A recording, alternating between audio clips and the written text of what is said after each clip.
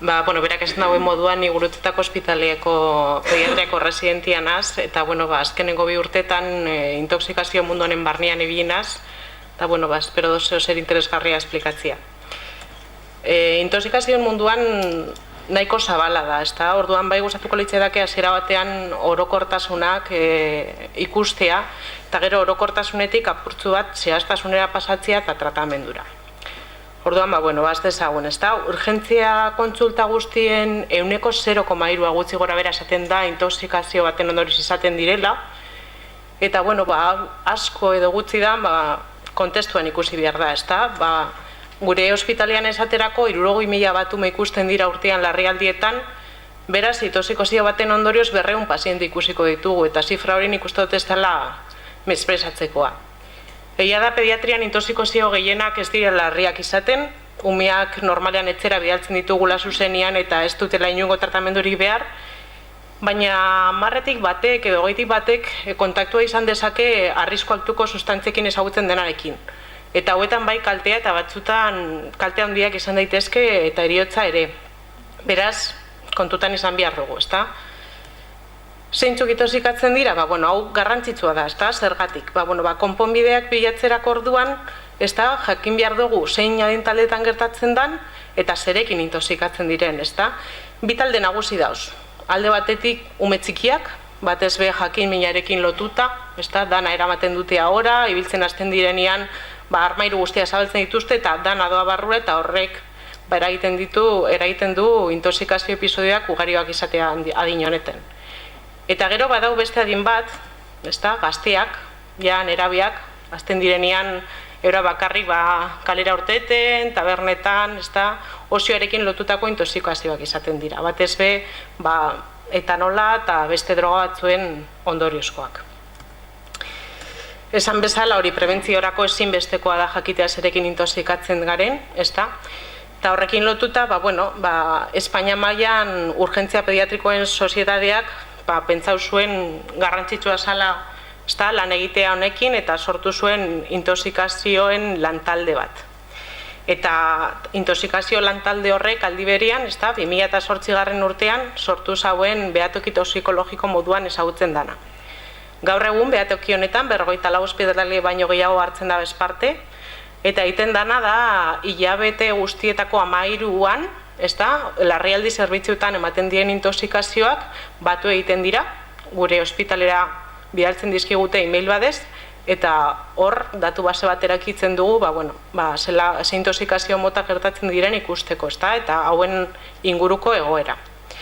2008 eta 2011 urteen bitartean, 400 episodio jaso genituen, eta hauetan hurrengoa ikusi genuen, Hauetatik, iaia 3 laurdenak, 7 urteko baino gitziagoko umeengan izaten ziren. Eta dudabarik, toxiko nagusia medikamentuak. Kasuen erdia baino gehiago, medikamentuak izaten ziren intoxikapen hauen arduraduna.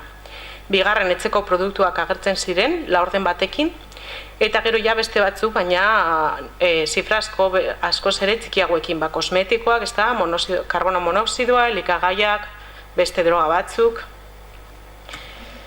Bi talde hauen artean, lehenengoa esan dugu talde farmakologikoak, lehenengoak antitermikoak izan ziren, batez ere parazetambola, ume txikietan askotan erabiltzen dugun farmakoa. Eta bigarren benzodiazepinak. Mekanismoa gutxi gora bera erdia izan zen umeen jakin min horrekin laututa, nahi gabe hartutakoak, baina beste erdian dosian akatzak izan ziren. Eta 3ak paseukan olako episodio bat aurretik, jasan da.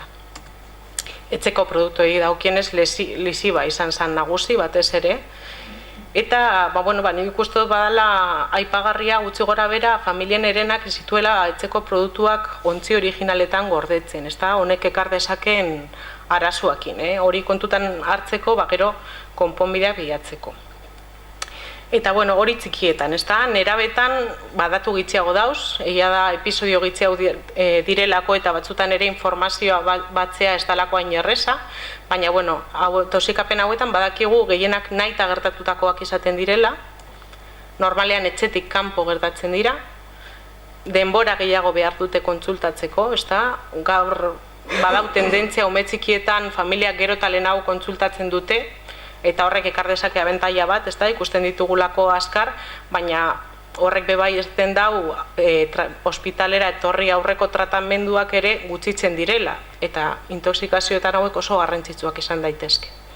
Nerabetan aldiz hori, denbora gehiago behar dute kontsultatu arte, eta normalean kontsultatzen dutenean izaten da sintomatikoak izan direlako. Askotan ez dakigu toksikoa zen izan dan, eta horrek guztiak eragiten dagoena da manejo zailagoa izatea. Nerabeekin jarraituz, esan dugu, ez da, aisialdiarekin lotutakoak izaten dira. Artikulu honetan konparatzen ziren 2001eko intoxikazioak 2010koarekin, eta ikusi zana etanolarekin lotuta hau izan zen, ez da. Etanolaren ondoriozko intoxikazioak bikoiztu egin zirela 2001etik 2010era. Eta ez hori bakarrik, gero eta lehenago ere ikusten ditugula. 2001ean 14 esan adin klabea, ez da, intoxikazio mota hauek ikusteko, eta 2010ean urte betez aurreatzen zen hau. 13 urteko mutiko eta neskengan bikoiztu egiten ziren etanolaren ondoriozko intoxikazioak. Eta, badago mekanismo bat, askotan uste duguna pediatrian gitzitan ikusten dugula, ez da, eta bada hori, suizidioa buruaz beste egitea, eta egia da orokorrean intoxikazio guztien 5% edo izaten direla suizidio baten ondorioz, baina hori globalian hartuta. Ikusten badugun erabetan hau mekanismo guztien erena izan daiteke. Gehienak emakumezkoak dira, ikusten ditugunean, eta jasotako episodio guztietan 11 urte baino gehiago zituzten. Eta hemen berriro ere aurrekari hori agertzen da, ezta? Laurdenak ja bazeukan aurretik intoxikazio bat jasan zuela, vamos. Gaur egun, esaten da intzidentzia mantendu egiten da, gutxi gora bera 0,3. Baina bai egon da aldaketa bat, ezta? Ume txikietan ematen diren intoxikazioan orokorrean gutxitu egin dira. Alde batetik jendeak informazio gehiago daukalako, eta bestetik ere, adibidez, parazetamolan hainbat presentazioetan agertuten den segurtasun tapoiak ere gitxitu egin ditu farmako honen ondoriozko intoxikazioak. Baina, bestalde, nerabetan etanolaren ondorioz gertatzen direnak gero eta gehiago dira aurretik ikusi dugun moduan. Hau bada larritzekoa, ezta? Eta nik uste dut badala gaur egungo sozietatearen ardura, eta ez da arraroa olako artikuluak ikustean, ezta? Komunikabideetan, bai egunkarietan, bai telebistan ere, beraz bada denok susmatzen dugun arazo bat eta horrengatik kezkatuta egon behar gara, ezta? Eta, mahai honen inguruan konponbide bila zan, nik uste dut intoxikazioen konponbiderik onenak prebentzioa dela, eta honetan lan egin behar dugula. Prebentzioan lan egiteko lehen esan dugun behatoki toxikologikoa, ezta? Bada arma garrantzitsua, eta baita ere komentatu nahi dizuet aurten urtarrian hasi dela mundu mailako behatokia, ezta? Gurutzetatik martxan jarri da. Gaur egun 130 ospitale baino gehiago hartzen duten parte munduan zehar, bai Ipar Amerikakoak, Hego Amerikakoak eta Europakoak. Printzipioz hartu behar dira bebai Australiatik, eta horre seguramente informazio askez ere gehiago emongo digu eta baimenduko du intoxikazioen prebentzioa hobeto egitea. Urtarretik apirilera 500 bat episodio jaso ditugu, eta hurrengo batean kontatuko dizuegu gertatu den horrekin. Prebentzioa bebai egin behar da gurasoekin, ezta? Primariako kontsultan. Beti gogoratu behar dugu, benekan bai medikamentua, bai etzeko produktuak ondo gorde behar direla. Umea ez garenean konturatzen, edo zein momentutan armairu bat ireki dezaketa, eta hori ahora eraman, eta hor istripua gertatzen da. Bebai garrantzitsuak dira kanpainak, bai nerabetan eta bai txikietan, eta horrez gain batzutan, legera ere jotzea importantia izan daiteke, ezta? Segurtasun tapoiak jartzera behartzea, eta baita ere adibide moduan lehen lisibak, etxeko lisibak, kontzentrazio askoz ere altuago izaten zuten. Gaur egun badago lebage bat, zein etxean erabili behar diren lisiba guztien kontzentrazioa 5%koa baino gitxiagokoa izan behar dela. Eta normalean kontzentrazio honetan lisibak ez dago arazorik eragiten. Beraz, honetan ere importantia. Eta, bueno, ez badugu lortu prebenitzea, ez da, behintzat eragina gutxitzen saiatuko gara, ez da. Alde batetik tratamenduak adosten. Intoxikazioen tratamendua orain arte ez da batez ere nahiko ezberdina izaten da leku askotan, ez da. Adibidez, eta garrantzitsua da, gure adibidez Beatokiko Soziedadetik ez da gomendio batzuk emotia. Lehenengo artikulu honetan konparatzen dira urdail garbiteketaren tratamenduak, kontatuko dizuek gero, baina gaur egun urdail garbiketa ja ez dago gomendatuta lehenengo tratamendu baten moduan, eta bi populazio konparatu ziran. Lehenengoan ikusi izan urdail garbiketak egiten zirela gutxi gora bera kasuen 130an, eta gomendio batzuk eman ostean bigarren kohortea ikertu zen eta jaitsi zian 130etik 5%. Beraz, tratamenduak, gomendio horrek eragin zuen tratamenduaren hobekuntzan. Eta gero baita ere beste eragina gutxitzeko beste modua da formakuntza emotia, ez bakarri pediatrentzako, baizik eta edonorrentzako, bai gurasoak, bai erizain eta bai edozeinentzako.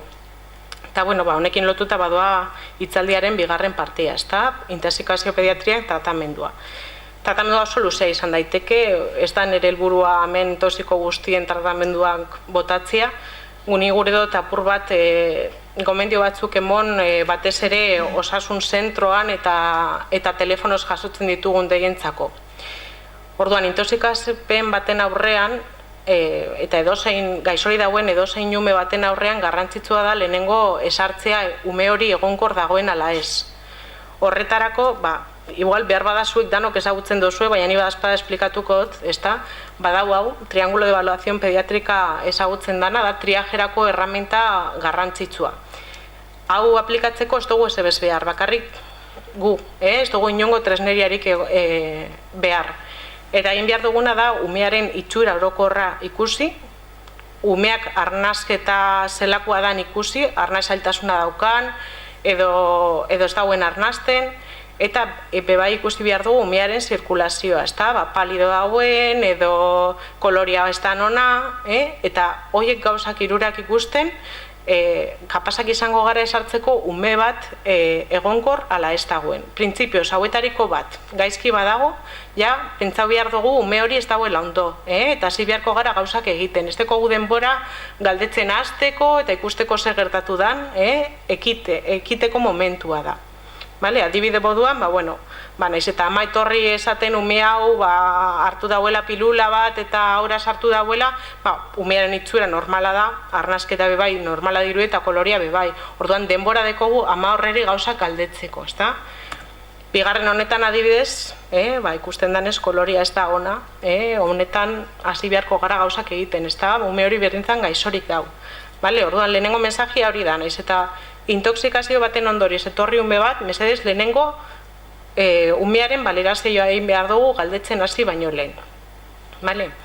Eta gero, zer egin, hemen apurtxo bat diagrama hori, telefono dei bat edo osasun zentrorako kontsulta bat izaten dugunean, lehenengo larritasuna erabaki, ez baldin bada larria edo erabakitzen badugu kontaktu hori ez dela toksikoa izan, denbora gehiago deko galdetzeko, eta pentsatzeko, toxikorik ez bada izan kontaktu hori etxera bidali aldugu, printzipioz intoxikazio larrio bat ez dela izan uste badugu, pentsa genezake deskontaminazio neurri batzuetan eta bebai pentsau behar dugu hor tratatu aldugun edo ospitalera bidali behar dugun, eta larria den kasuetan orduan hasi beharko gara ABC balorazioarekin, RCP-ko neurriak hartzen behar izatekotan, garraio hori antolatzen, eta hori jadekogunean eginda, hasi beharko gara pentsatzen deskontaminazio neurriren bat edo antidoto bat beharrezkoa izan daiteken. Garrantzitsua da hiru kasu hauetan, naiz eta umea zuzenean etxera bidali eta erabaki dugu kontaktu hori ez dela toxikoa izan, gero osasun formakuntzarako zita bat emotia, ezta? Bere pediatrarekin edo bere osasun zentroko medikuarekin nolabaiteko zita bat emotia gogoratzeko berriro prebentziorako neurriak, olako episodio bat berriro ez gertatzeko. Eta, bueno, apurtxo bat ikusiko dugu eskema honen puntuak, ezta? Toxikoak ez diren sustantziekin, lehenengo apartatu horrekin, kontutan izan behar dugu kontsulten 30 bitartian izaten diela, ezta? Komenigarria dela kontsultetan toxikoak ez diren sustantzia hauen zerrenda bat izatea, askotan lana erraztuko digutelako, eta hauen artean egon daitezke perfumeak, talkoa, bainurako saboiak, edulkoranteak, kosmetikoak, eta bar. Eta dudak egotekotan, beti, Toxikologiako Instituto Nazionalarekin kontaktuan jar gaitezke. Gero, toxikoak ez diren sustantziak dauzen moduan, badaude, lehen hitz egin dugunei buruz, arrisku altuko sustantziak. Arrisku altuko sustantziak izaten dira, zen eta dosi txikietan kalteak handiak izan daitezke. Beraz, hauek ere buruan izatea batzutan komenigarria da, ezta? Behintzat, hori. Esaten badigu amak hartu dauela digitaliko bat, guri buru etorri behar zaigunez eta tratatu ez jakin, hori larria izan daitekela eta horren inguruan hasi behar garela lanean. Eta gero, hori, arrisku altuko umeak izango dira hauekin intoxikatutakoak, sintomatikoak, edo baita ere gogoratu behar dugu badauzela medikamentu batzuk zeinek sintomak askoz ere beranduago eman aldituzten, adibidez paracetamola, ezta? Paracetamola lehenengo bi egunetan asintomatiko egon daitezke eta ordutik aurrera umea gaizki jarri. Eta, garraia antelatzeko orduan, hori ere bada garrantzitsua, igual lehenengo pausuak ondo egin ditugu osasun zentroan edo kalean, eta gero bidaltzen dugu kotxean eta umea bertan gaixori jartzen da, ezta? Lehenengo erabakia, etxera edo ospitalera bidali behar dugun, eta bigarren erabakia, bere kotxean joan daiteken, edo nolabaiteko transporte berezia behar dagoen, ezta? Ambulantzia bat, basika dan, edo medikalizatua, baloratu egin behar dugu, zen puntutera arte ume horrek euskarria beharko dauen. Eta, azkenez deskontaminazio neurriak badauz bi mota, ezta? Azal edo begi intoxikazioetan batez ere garbiketa izango da, ezta? Toxikoaren aurreneko esposizioa gutxitu. Eta gero, liseria aparatuko deskontaminazioa, gaur egun batez ere geratu behar gara karbon aktibatuarekin, ezta? Antidoto unibertsal moduan ezagutzen dana. Karbon aktibatua bada sustantzia bat zinetan ahoz emonda edo sonda nasogastriko baten bidez kapasa da farmako gehienak eta hainbat sustantzia kimiko bereganatzeko eta izan aldogula edozein ambulategitan edo edozein zentrotan eta erraz emoten dana, eta batzutan abantaia importantia da. Denbora osasun zentroan izan beharraren arrazoia batez ere denbora da, karbon aktibatua eraginkorra da lehenengo 30 minututan, naiz eta bere erabilera lehenengo 2 orduetan ere onartuta dagoen, baina, garrantzitsu da hasierako urratz batean emotea. Eta, kontraindikazioak orokorrean dira kaustikoak, berriro bueltatzen badira gorantza erre dezaketelako esofagua eta beste estrukturak, kontzitzea maila dauden txikituta dagoen egoera guztietan, edo liseria aparatuko ostruzio bat susmatzen dugunean. Kasu horietan ez litzateke emon bihar. Eta gogoratu eragin gutxi dekola azidotan, alkalietan, metaletan eta alkoholetan. Beraz, buruan izan beti karbon aktibatua antidoto unibertsal moduan. Eta gero, azkenean lau hitz antidotoi buruz, batzutan intoxikazio bat entzuten dugunean bagoaz ja antidotuan pentsatzen, antidotoak gutxitan erabiltzen dira. Gogoratu pazientia tratatu behar dugula eta ez pozoia. Eta, bai, gomendatzen dira orokorrean osasun zentroetan naloxona, flumazeniloa, biperidenoa eta oxigenoa izatea.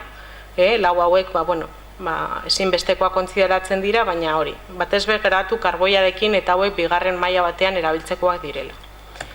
Eta hori, gogoratu sekuentzia ez, larritasuna esarri, teparekin, garrekin, beharrezkoa izatekotan RCP neurriak eta abesek balorazioa, garraio antolatu, eta gero beti azkenen urratz moduan pentsatu karbon aktibatua eraginkorra edo erabilgarria izan daiteken ala ez. Eta hori, besterik ez.